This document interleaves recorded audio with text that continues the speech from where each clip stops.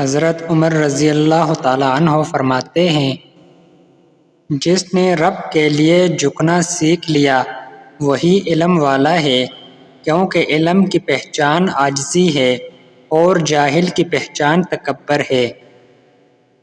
اپنا محاسبہ کرتے رہو اس سے پہلے کہ تمہارا محاسبہ کیا جائے۔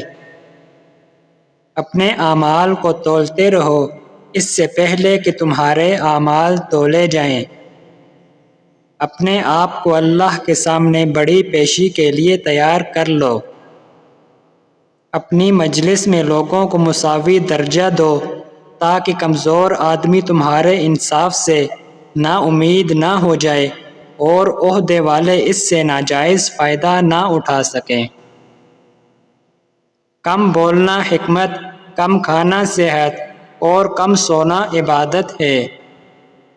سخی خدا کا دوست ہے چاہے وہ فاسق ہو، اور بخیل خدا کا دشمن ہے چاہے وہ زاہد ہو۔ ہر شے کا ایک حسن ہوتا ہے اور نیکی کا حسن یہ ہے کہ فوراً کی جائے۔ جو شخص اپنا راز چھپاتا ہے وہ اپنا اختیار اپنے ہاتھ میں رکھتا ہے۔